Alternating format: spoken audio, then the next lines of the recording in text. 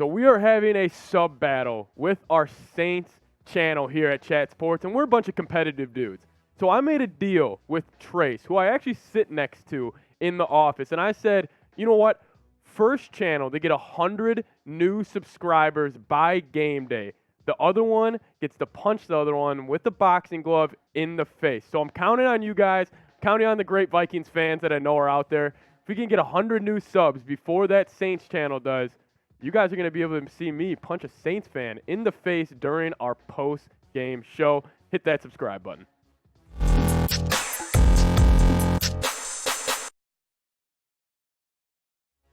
Welcome into Vikings Now. I am your host, Patrick Seaman. I'm going to be diving into my Vikings-Saints game preview, going over keys to victory, and a bunch of just really key points that I think us fans need to look out for when going against these New Orleans Saints. But the number one takeaway is it's in London. It's going to be at 8:30 in the morning, and this is a big-time game for our Minnesota Vikings. Coming off a pretty emotional win against the Lions, I think this is a game that we just need to have. But as you guys know, we got some history against these New Orleans Saints. I got a couple of my 3 big moments that I want to go through. Starting off with this picture from the 2009 NFC Championship game when the Bounty Gate set on Brett Favre.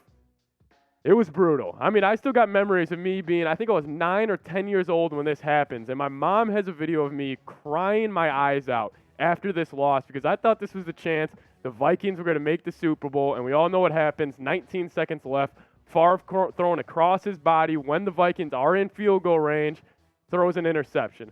But then we got our revenge with the Minneapolis Miracle. My favorite memory as a Vikings fan. We all know the call. Paul Allen, we're taking a purple rain to Philadelphia. Eventually we ended up getting blown out. But we got our revenge in this game. And then the Kyle Rudolph, the infamous push-off, top of the end zone. Kirk's first ever playoff win. You got to love it. You got to love to see the Vikings bouncing back after the 2009 NFC Championship game. Those are some of my favorite memories from this Saints rivalry. I think it's a great rivalry that's outside of the division. You know, really when I think of the Vikings' toughest rivals, it's probably Packers and then probably the Saints. I mean, honestly, if there's not a team besides the Packers I want to beat more, probably be the Saints because of our playoff history, and I'm super excited for this game as I have producer Petey saying bear down in my headset, but we don't even count the Bears as a true rival. But let's get into my keys to victory. I think it's going to be a hell of a game. I think the Vikings really need to execute the game plan well. And I think the number one takeaway, number one key that I will have, protect Kirk Cousins. Keep Kirk Cousins up straight. I think this offensive line has frankly done a very good job so far. And if we look at their PFF grades for the first 3 weeks, shout out Christian Darrisaw, man, 75.5. He's looking like the Pro Bowler that he's been aspiring to be this year. Ezra Cleveland, actually not too bad throughout the first 3 games, 68.7. And then Garrett Bradbury, the 6th highest overall center, according to Pro Football Focus. We were talking J.C. Treader the whole offseason.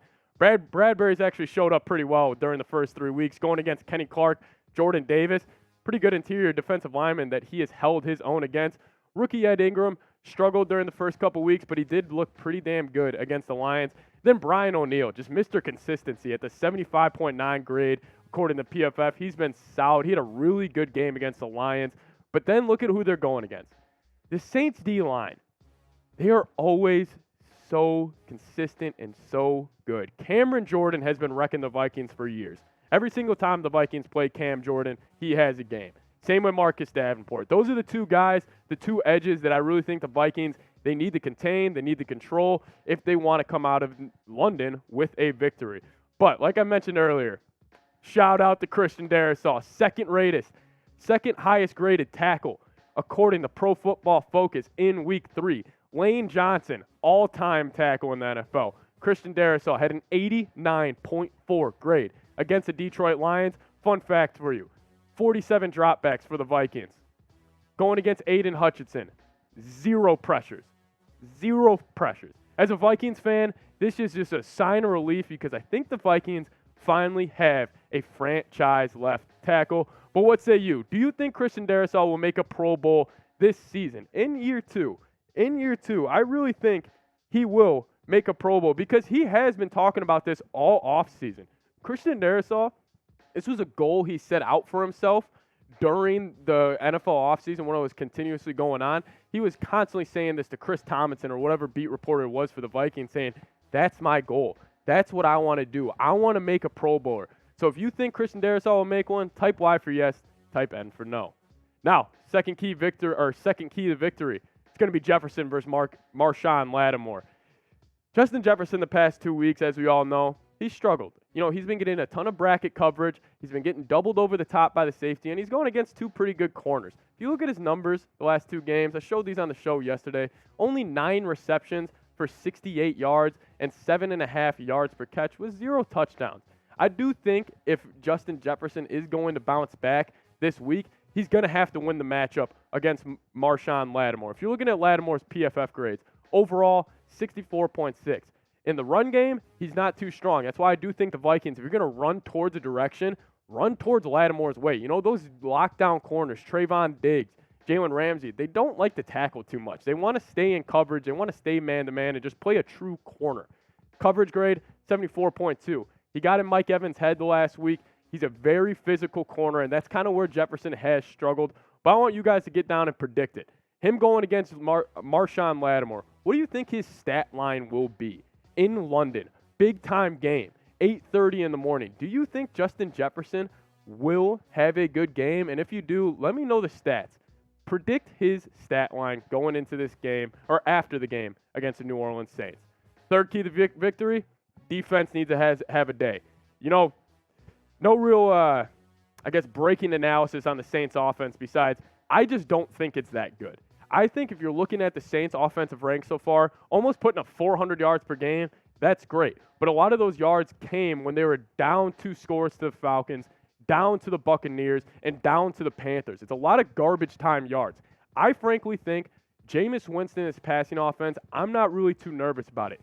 I am still nervous about this rushing yards per game. It's sitting at 111, and if you're looking at the Vikings stats now, Vikings are 25th in the league and giving up 137.7 rushing yards per game.